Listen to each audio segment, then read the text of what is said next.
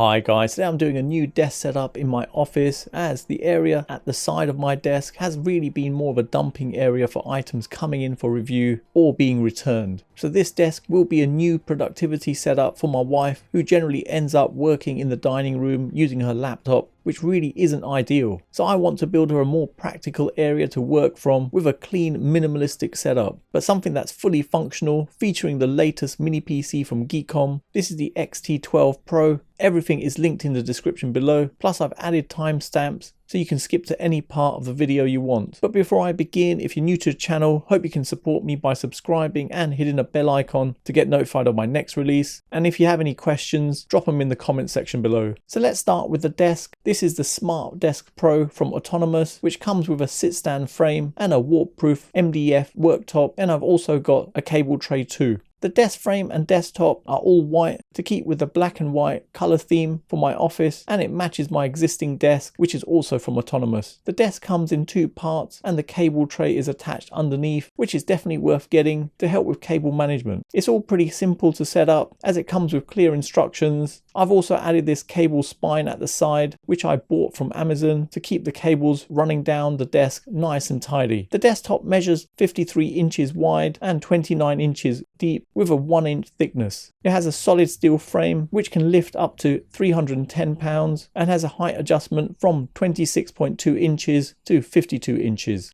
The motors on this are pretty impressive, with them being really quiet and smooth. The frame is really solid and there's no wobble when it rises or lowers. It has a keypad that can be attached on either side of the desk and has a number of different controls. The up and down arrows move the desk in either direction in increments, and you have 4 presets where you can save your preferred sitting and standing positions. For the monitors, I've gone with 2 LG UltraGear monitors to provide the best productivity experience. The main monitor is 32 inches in size and is the LG UltraGear 32 GQ950, and next to that I've got the 27-inch LG UltraGear 27 GP950, which is positioned in a portrait position, providing a good amount of space for working. And both monitors are held in place with monitor arms to keep the desk space clear. I've added the Herman Miller All-in monitor arm onto the back of the 32 GQ950, and on the 27-inch I have the Bondtech single monitor arm. Both provide good adjustability and are strong and sturdy, plus it moves the monitors further back, giving more desk space. Underneath the monitors, I've got a matte black desk shelf from GroveMade, which provides additional storage, and I've also got a desk tray for storing items and to help keep things tidy. I also wanted to add some speakers on the desk, but I didn't want something that would take up too much space. So in this case, I've gone for the Sonos Ray soundbar, and this is Sonos's most compact soundbar, making it perfect for a desk setup. It has adjustable bass and treble controls, letting you customize the sound, offering Dolby Digital sound through a 4-driver acoustic design. It's compatible with AirPlay 2, Spotify Connect, and the Sonos app, which connects to your Wi-Fi network. And seriously, the sound quality from this soundbar is excellent and perfect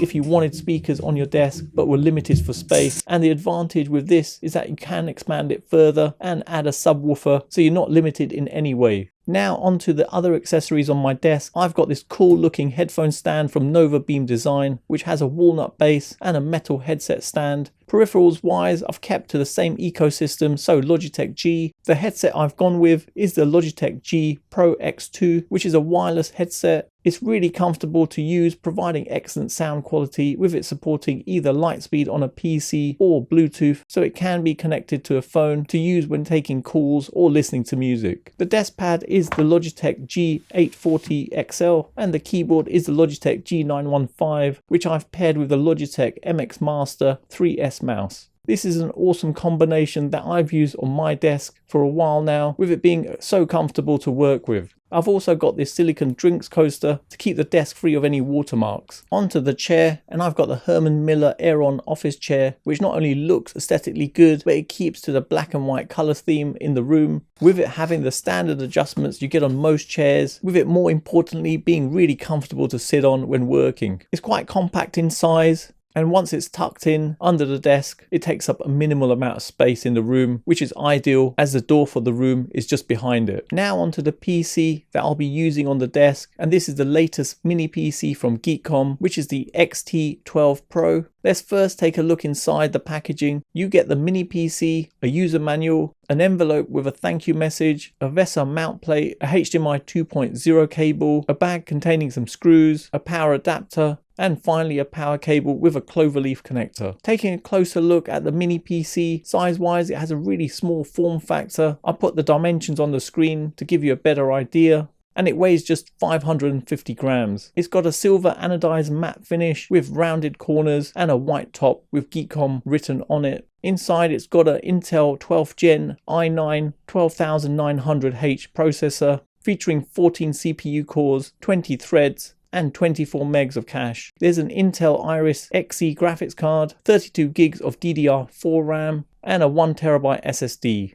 Coming around the front, you've got two USB 3.2 Gen 2 ports, a 3.5mm headphone jack, and a power button. At the back, there's one USB 3.2 Gen 2 ports, one USB 2.0 port, two Type-C USB 4 ports, which you can use as display ports, together with there being two HDMI 2.0 ports. So you could potentially have 4 displays connected on this. There's also a 2.5 gigabit Ethernet LAN port and a DC power input. It supports Bluetooth 5.2 and Wi-Fi 6E. And price wise, this comes in at just under £650. In terms of expandability, there's an M.2 2242 SATA slot, so you can add another SSD up to 1TB, and RAM wise, there's 2 slots which support dual channel DDR4 3200 MHz RAM up to 64 gigs. It comes with Windows 11 Pro installed, so it's easy to set up. Just follow the instructions on the prompts and you're up and running pretty quickly. I've placed the mini PC underneath the Grove made desk shelf as it has such a small form factor, keeping the desk area looking clean. I've connected up both the monitors using HDMI cables, with them both providing a 4K resolution of 3840 by 2160 with no issues at all. And all the peripherals have USB dongles, which I've connected to the ports available, and I've connected the soundbar with this USB to optical adapter. Performance wise for productivity, so using the mini PC with Microsoft Office apps performs really well, being very responsive and easily able to cope with multiple apps, with you able to rapidly switch between the apps with ease. Obviously this is helped by the Intel i9 processor and the 32 gigs of RAM. In terms of the creativity side of things, this worked well with Adobe Photoshop and Lightroom. I could quite comfortably edit a 4K video in Premiere Pro, but converting the project was a little bit slow, as a 12-minute video took about an hour to convert. And it was no surprise, streaming on there with Netflix or YouTube worked perfectly fine, with it providing a great experience. Underneath, it has a new ice flow cooling system, working well by pulling in cool air and moving out hot air. In general, it was pretty quiet with multiple apps running, and intermittently you will hear the cooling kicking in, providing the sound of the fan. I also performed a benchmark test on the CPU using Cinebench R23, and the results were quite positive, with the single core CPU test coming in at number 1 and with the multi-core test coming in at number 4 in the rankings, so pretty impressive. In terms of gaming, the mini PC isn't aimed at the gaming market, as it doesn't have a powerful GPU, so it will struggle if you set the in-game graphics above a low level, as it doesn't have the capability to handle it. But I did want to test it out with some gaming, as I know a lot of you will be curious of its performance. I've played a number of different games on it, and with the testing I did, I found that it's best to leave the resolution low.